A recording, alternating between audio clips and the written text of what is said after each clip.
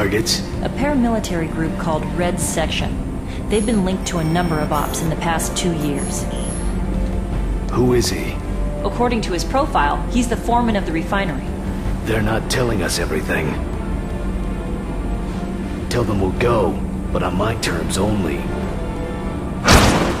The Syphon Filter series started as a strange sort of action-heavy answer to Metal Gear Solid. At least that's how it seemed to be marketed. And while the series has been around for years now, it's never reached AAA status. It's also somehow migrated to the PSP, becoming one of the best action franchises on the handheld. Now, in order to squeeze as much money out of last year's critically acclaimed Dark Mirror, Sony's ported the game to the PlayStation 2. He's out there!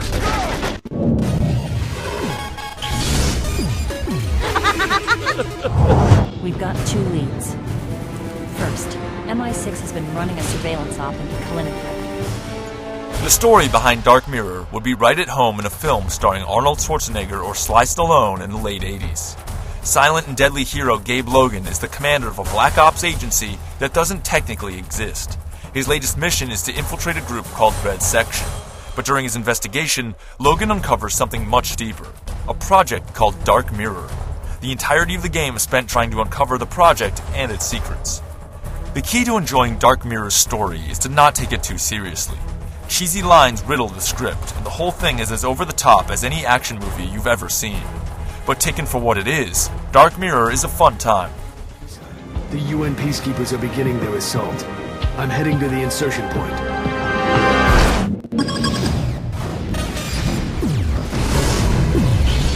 Teresa, I'm at the security console. Nothing. Try your EDSU goggles. One of the key features that garnered the PSP version of Dark Mirror so much critical acclaim was the meaty multiplayer aspect. But for some inexplicable reason, that portion of the game has been excised in the jump from the portable to the PS2. It's a strange choice since the features that are still here aren't really enough to give the game the replay value it needs. And considering the slim model PS2s come with a built-in modem, there's really no excuse for this omission. Because of this, the only real play option is the single-player campaign. And while each mission can be replayed at will, which can unlock a handful of new areas, the game itself doesn't last that long. The various bits of art and special features that can be unlocked really do nothing to help the situation.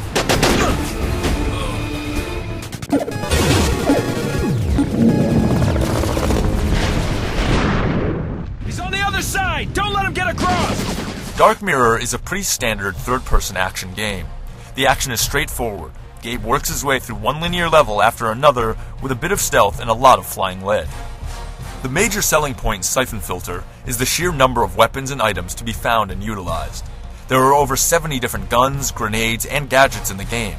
And while there aren't a whole lot of different situations that call for specific weapons, it's still fun to play around with all the different possibilities. Gabe's adversaries aren't going to ace any IQ tests anytime soon.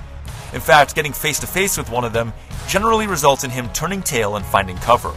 Speaking of cover, as long as there's no one behind Gabe, he's pretty much invincible.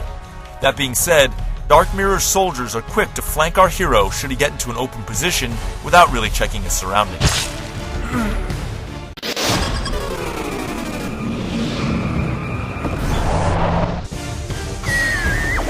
Dark Mirror was a respectable-looking game on the PSP. But as most of us have discovered by now, PSP games don't generally look as good as PS2 games. So when you port one of the small games to the big console, the results are pretty predictable.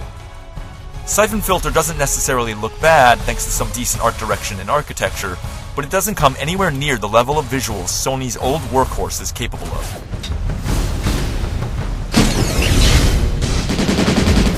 Damn it! I have to do everything.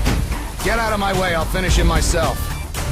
Leon, I can see the detonators. On my mark, distract him. Roger that. Remember, if a single stray bullet hits an explosive, they'll all go off.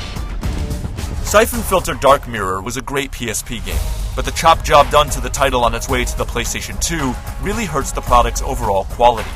It reduces the whole thing to a rental rather than a buy.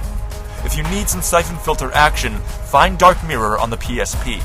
Better yet, grab a copy of the new PSP game, Logan's Shadow.